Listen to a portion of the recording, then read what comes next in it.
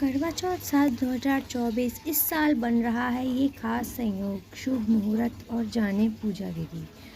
आज हम इस वीडियो में आपको बताएंगे साल 2024 में करवा चौथ व्रत कब रखा जाएगा, शुभ योग, पूजा का शुभ मुहूर्त, चंद्रोदय का सही समय, करवा चौथ व्रत की संपूर्ण तिथि। तो दोस्तों बहुत बहुत स्वागत करती हूँ मैं आपका अपने चैनल भक्ति का सार में। तो चलिए हम आपको आगे बताते हैं कि करवा चौथ की जो विधि है वो क्या है। पंचांग के अनुसार करवा चौथ का व्रत कार्तिक मास के कृष्ण पक्ष की चतुर्दशी तिथि को रखा जाता है। इस दिन सुहागिन महिलाएं अपने पति के अच्छे स्वास्थ्य, सुखी जीवन और लंबी आयु की कामना करते हुए निर्जला उपवास रखती हैं।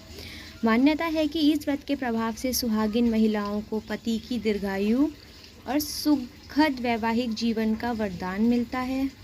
इस बार करवा चौथ पर खास संयोग बनने से यह कई गुना अधिक खास होगा। आइए जानते हैं साल 2024 में करवा चौथ व्रत कब रखा जाएगा, शुभ योग क्या है, पूजा का शुभ मुहूर्त क्या है और इसकी पूजा विधि क्या है। तो करवा चौथ व्रत का शुभ मुहूर्त है हिंदू पंचांग के अनुसार साल 2024 में करवा चौथ का व्रत 20 अक्टूबर रविवार को रखा जाएगा। कार्तिक कृष्ण चतुर्थी तिथि प्रारंभ होगी 20 अक्टूबर प्रातःकाल 6:46 पर और कार्तिक कृष्ण चतुर्थी तिथि समाप्त होगी 21 अक्टूबर प्रातःकाल 11:16 पर। पूजा का जो शुभ मुहूर्त रहेगा वो 20 अक्टूबर सायकाल 5:46 से सायकाल 7:02 तक रहेगा। चंद्रोदय का जो समय है वो है रात्रि का 7:54। अलग अलग शहरों में अलग अलग टाइम हो सकता है। करवा चौथ का जो शुभ संयोग है 2024 का वो है ज्योतिष अनुसार साल 2024 का। करवा चौथ के दिन कई शुभ योग बनेंगे। इस दिन व्यतिपात योग, कृतिका नक्षत्र, विष्टि बव बालव कर्ण योग के साथ चंद्रमा वृषभ राशि में विराजमान रहेंगे। शास्त्रों के अनुसार ऐसी मान्यता है कि संयोग से कर्मा माता की पूजा करने से सुखी वैवाहिक जो जीवन है उसका जो वरदान है वो हमें प्राप्त होगा। तो सभी जो इस पूजा को बहुत ही श्रद्धा भाव से करें और अपने पति की लंबी आयु की कामना करें। तो करवा चौथ की जो पूजा विधि है वो इस प्रकार है। शास्त्रों के अनुसार करवा चौथ के दिन व्रती महिलाओं को सूर्योदय से पूर्व उठकर स्नान के बाद सास द्वारा दी गई सरगी ग्रहण करनी चाहिए और निर्जला व्रत का संकल्प लेना चाहिए। पूजा स्थल को अच्छी तरह से साफ कर गेहूं व पिसे हुए चावलों के घोल से करवा माता का चित्र बनाकर गणेश, माँ गौरी और भगवान शिव की प्रतिमा चौकी पर स्थापित करें। अब विधिवत सभी की पूजा करें, सभी को उनकी प्रिय पूजन सामग्री अर्पित करें और माँ पार्वती को सुहाग सामग्री जैसे चूड़ी, बिंदी, चुनरी, सिंदूर ये सब अर्पित करें। और मैं आपको बता दूं कि सबके यहाँ पे जो है ना वो सरगी नहीं खाई जाती है। तो आपके यहाँ पे जैसा होता हो आप उस तरीके से अपने व्रत को संपूर्ण करें।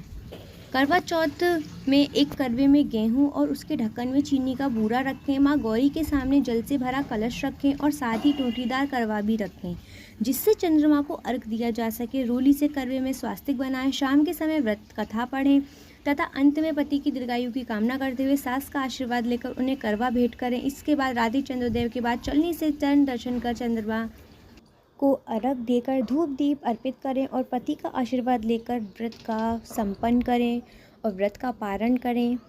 तो आइए अब हम जानते हैं करवा चौथ माता की कथा। श्री गणेशाय नमः। एक साहूकार के 7 लड़के और एक लड़की थी। एक बार कार्तिक मास की कृष्ण पक्ष की चतुर्दशी को सेठानी सहित उसकी 7 बहुएं और उसके बेटी भी करवा चौथ का व्रत रखा।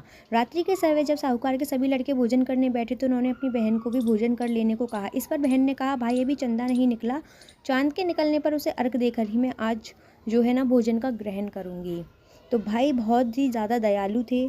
साहूकार के बेटे अपनी बहन से बहुत प्रेम करते थे। उन्हें अपनी बहन का भूख से व्याकुल चेहरा देख नहीं पा रहे थे। बहुत दुख हो रहा था। साहूकार के बेटे नगर के पास चले गए और वहाँ एक पेड़ पर चढ़कर अग्नि जला दी। घर वापस आकर उन्होंने अपनी बहन से कहा, देखो बहन, चांद निकल आया, अब तुम अपने अर्घ देकर भोजन ग्रहण करो। साहूकार की बेटी ने अपनी भाभियों से कहा, देखो चांद निकल आया, तुम लोग भी अर्घ देकर भोजन कर लो।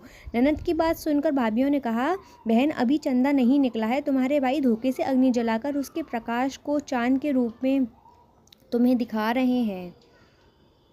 साहूकार की बेटी अपनी भाभियों की बात को अनसुनी करते हुए भाइयों द्वारा दी गई अर्घ देकर भोजन कर लिया। इस प्रकार करवा चौथ का व्रत भंग होने के कारण विघ्नहर्ता भगवान श्री गणेश साहूकार की लड़की को अप्रसन्न हो गए और गणेश जी की अप्रसन्नता के कारण उस लड़की का पति बीमार पड़ गया और घर से बचा हुआ सारा धन उसकी बीमारी में लग गया। साहूकार की बेटी जब अपने किए हुए दोषों को पता लगा तो उसने बहुत पश्चाताप हुआ। उसने गणेश जी की क्षमा प्रार्थना की और फिर से विधि विधान पूर्वक चतुर्दशी का जो है व्रत को शुरू कर दिया।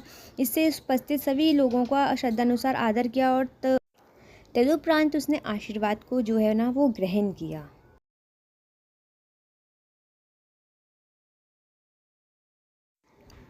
इस प्रकार उस लड़की के श्रद्धा भक्ति को देखकर एकदंत भगवान गणेश जी उपसर प्रसन्न हो गए और उसके पति को जीवन दान प्रदान किया। उसे सभी प्रकार के रोगों से मुक्त करके धन संपत्ति और वैभव से युक्त कर दिया। तो इस प्रकार हमारी कहानी संपन्न होती है। तो बोलिए करवा चौथ माता की जय। अगर आपको हमारी दी हुई जानकारी अच्छी लगी हो तो वीडियो को लाइक, चैनल को सब्सक्राइब, वीडियो को शेयर ज़रूर कीजिएगा आने वाली वीडियो के लिए।